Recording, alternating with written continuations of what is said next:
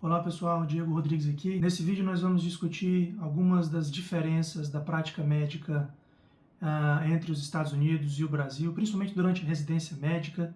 Eu sou cirurgião vascular, graduado no Brasil, e tomei a difícil decisão de migrar de país, refazer minha residência médica, recomeçar minha vida aqui nos Estados Unidos, e muita gente me pergunta se isso vale a pena, se trabalha menos, se é muito diferente do Brasil. E nesse vídeo nós vamos discutir um pouco, não qual sistema que é o melhor, mas o que muda realmente na prática, principalmente durante a residência médica. Bom, um adendo inicial que eu preciso fazer aqui, uma característica muito importante já desde o início é que a prática clínica no Brasil ela acontece de forma muito precoce. A pessoa faz a faculdade de medicina e depois da faculdade de medicina você está apto a trabalhar. Plantões de emergência, unidade básica de saúde, etc.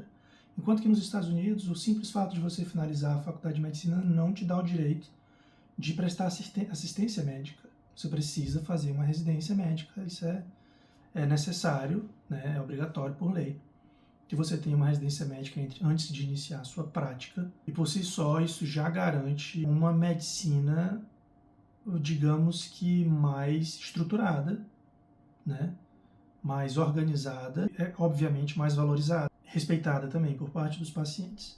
Então, o caminho ele é muito mais longo até que você esteja pronto para praticar a medicina, e a preparação para a residência médica ela começa muito antes, ela não é... Então, assim, no Brasil a gente estuda, e faz uma prova e entra na residência médica. Claro que isso varia, dependendo de regiões, de instituições. Alguns locais pedem um currículo, fazem uma entrevista, mas isso não tem o mesmo peso que existe aqui. Aqui a estrutura para que você chegue até a residência médica ela é muito mais exigente. Então você precisa de cartas de recomendação, você precisa já estar presente no ambiente daquela especialidade médica por algum tempo, com pesquisa, com clerkships, que chama, que são alguns rodízios que o estudante de medicina pode fazer em diferentes hospitais, na especialidade que ele quer. Claro que isso não é uma obrigatoriedade, não serve para todo mundo, para toda especialidade, mas é o mais comum. Então, a carreira médica ela começa na faculdade, ela não começa na residência ou depois que termina a residência. Então, o processo até que você chegue lá ele é muito mais longo e trabalhoso. Então, essa é uma diferença significativa que já gera uma certa importância maior da profissão médica aqui, quando comparada com os Estados Unidos, isso é inegável. Falando de residência médica, a autonomia do residente no Brasil ela acontece também de uma forma mais precoce, ao meu ver, essa é a minha opinião. Então, logo, muito cedo, você não obrigado, mas você é induzido e estimulado a se virar, a estudar, obviamente, fazer o que é certo, mas se virar, tomar atitudes, condutas, pensar nas condutas que você vai tomar e encorajado a tomar essas condutas. Claro que tem uma supervisão, você discute muitas vezes essas condutas, mas você tem essa autonomia, você tem essa liberdade de atitude e de conduta discutida, supervisionada. Mas aqui isso não existe. Então aqui demora até que você tenha autonomia, ou qualquer tipo de liberdade. Você não toma atitude sozinhos no começo. Acredito nos primeiros anos até da residência, porque a residência médica aqui ela é mais duradoura. Você não toma atitudes, condutas sozinhos. Você não pratica nenhum tipo de procedimento de forma desassistida. Vai ter sempre alguém do seu lado, mais experiente, que seja um senior, um attending. Geralmente é o attending, ou seja, o staff. Então essa autonomia ela leva mais tempo. E existe muito um rigor na hierarquização.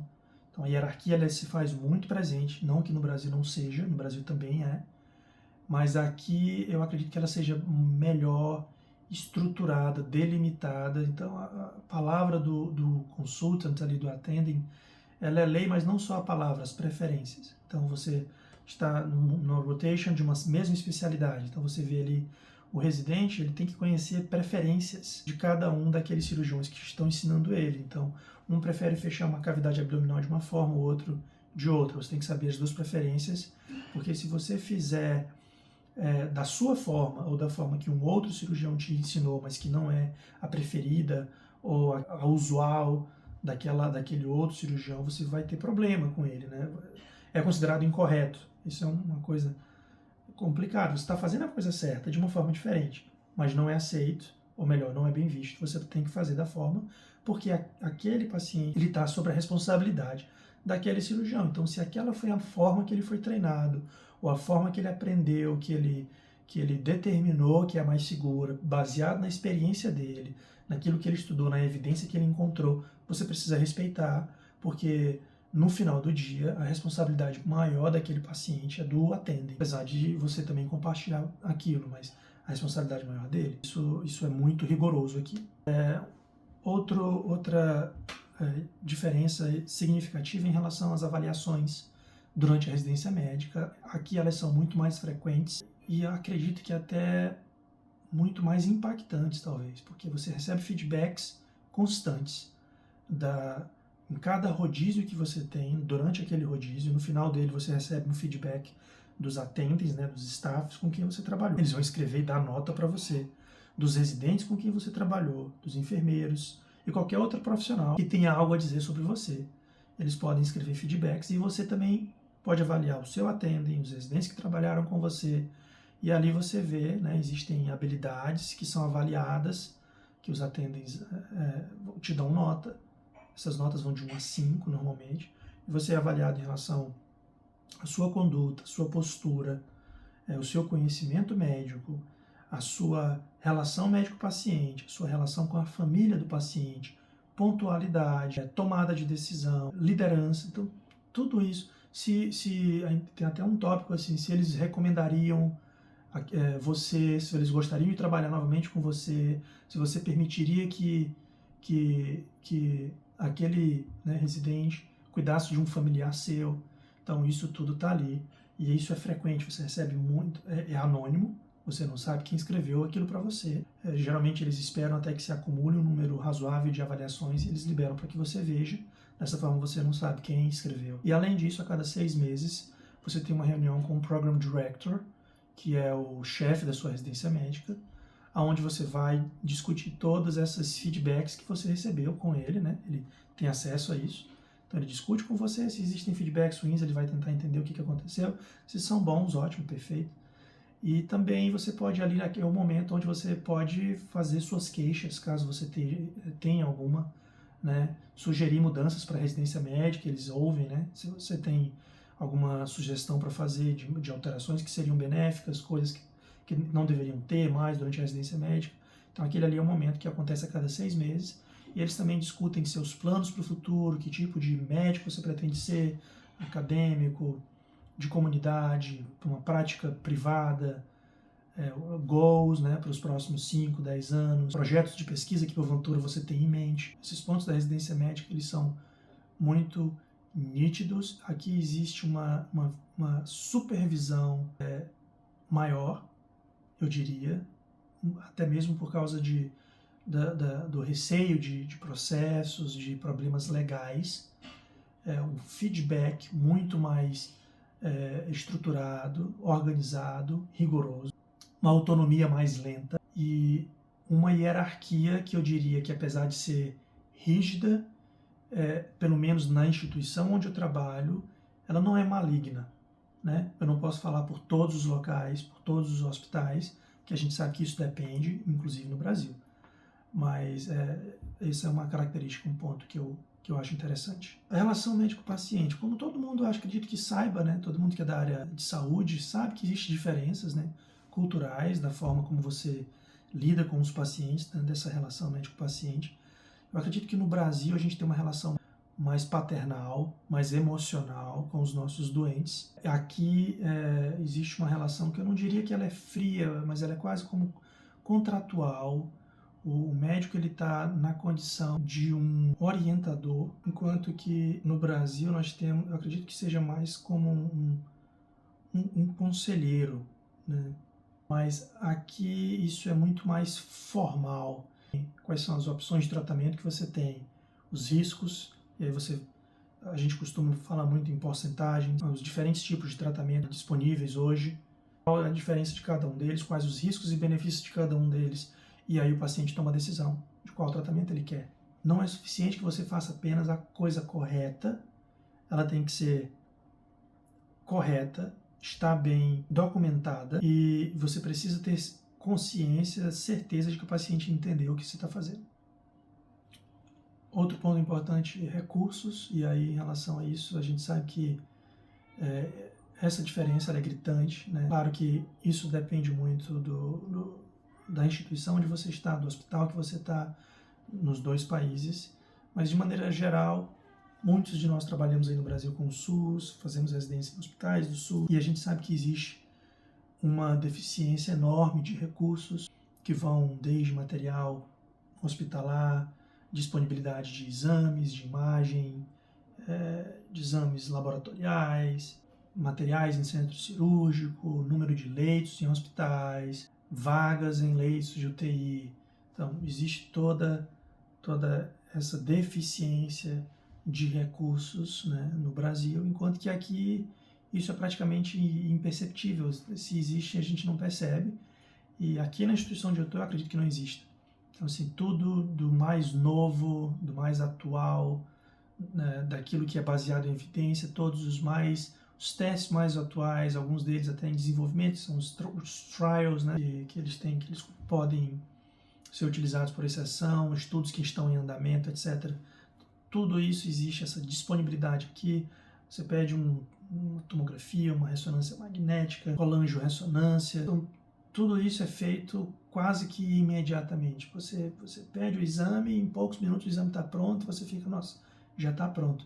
E com isso, obviamente, traz também uma responsabilidade maior. Você não existe subterfúgio, justificativa para atrasar o tratamento de um doente, ou para atrasar uma tomada de conduta, atrasar uma alteração no curso de tratamento daquele paciente, porque é tudo muito rápido, é tudo muito eficiente, e você também precisa ser eficiente para seguir, né, a prática médica aqui. Então, a disponibilidade de recursos é gigante, junto com ela vem também a sua responsabilidade enquanto médico para agir de acordo com o que é exigido. Carga horária e rotina dos residentes. A carga horária aqui da residência médica, por lei, ela é de 60 a 80 horas por semana. No Brasil, existe também, né, com um limite de carga horária também, mas que muitas vezes a gente sabe que não é respeitada. Aqui isso é respeitado a rigor. No Brasil, eu acredito que a gente tinha umas jornadas de plantões muito mais longas, até porque muitas vezes você trabalha fora da residência, para que tenha um complemento da renda, né, uma ajuda de custo durante a residência médica, então você acaba que tem esses plantões intermináveis, né? Então existe um controle menos formal dessas horas. Aqui nos Estados Unidos existe esse limite de 80 horas, né? Esse controle ele é mais rígido, existe, né, aquela cultura de que cansaço é sinônimo de risco ao paciente, mas que na prática isso não se traduz necessariamente a trabalhar menos. Essa carga horária, ela é um máximo, né, 80 horas, e isso é respeitado. Após cada plantão de 24 horas, você tem um pós-plantão para descanso. Na instituição onde eu faço residência, a gente não é autorizado a trabalhar, né, dá plantões ali no hospital para ter renda extra, mas aqui você não é que você trabalhe menos, você trabalha de uma forma diferente. Existe uma exigência muito grande, uma burocracia por parte documental muito grande. Então, em um plantão de 12, 24 horas, espere trabalhar às 12 ou às 24 horas, de forma a ter mínimo ou nenhum descanso.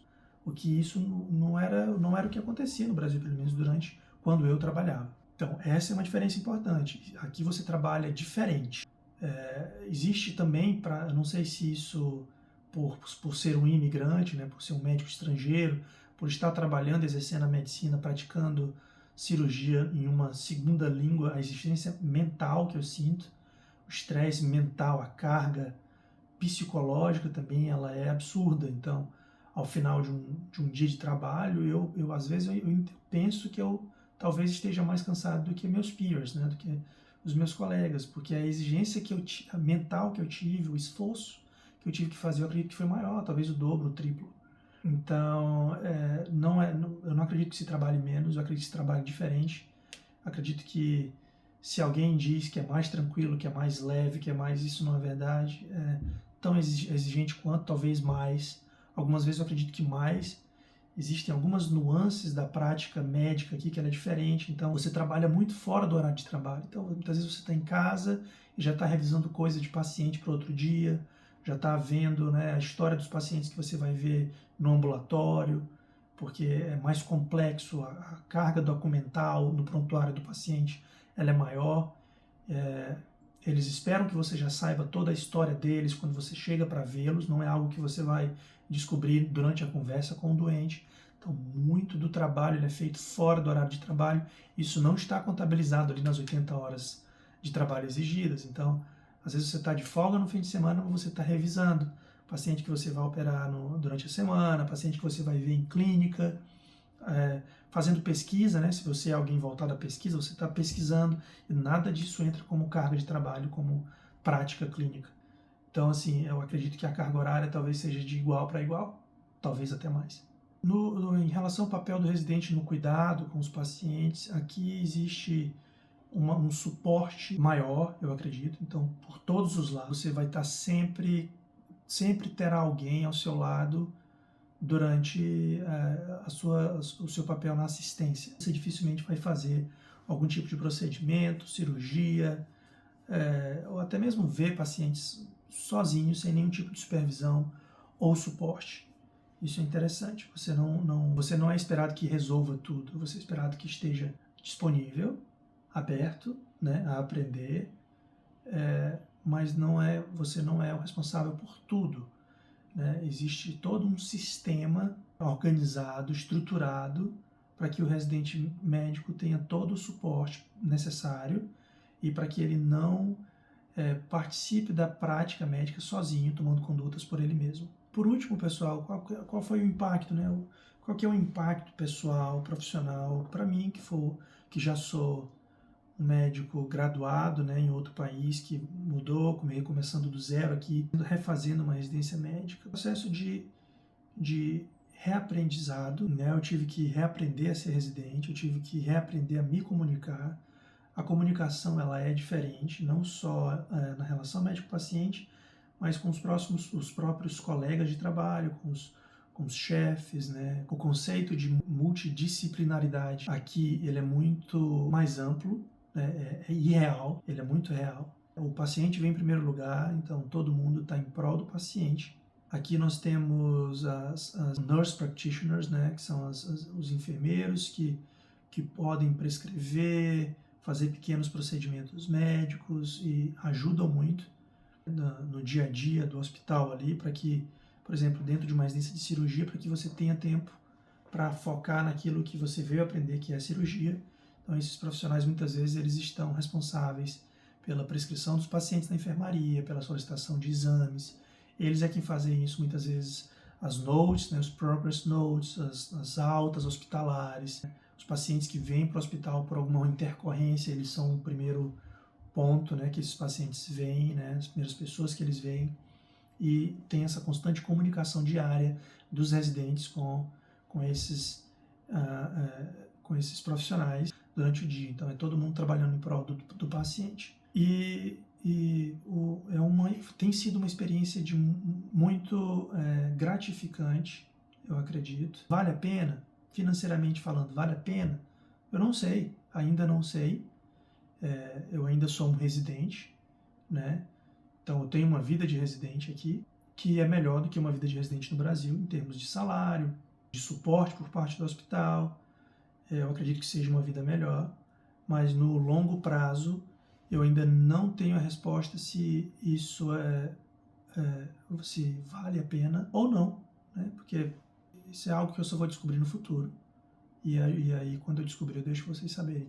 E para finalizar esse vídeo, o meu pensamento final em relação a esse tema é que eu acredito que os dois países formam médicos, cirurgiões, profissionais excelentes, no entanto, com diferenças culturais e na prática médica, que são muito acentuadas, né? São bem distintas. Em algumas partes eu enxergo que a a forma como nós fazemos no Brasil é melhor, em outras partes eu enxergo que aqui é melhor, mas que nos dois países você tem a capacidade de ter um bom treinamento, de se tornar um médico excelente.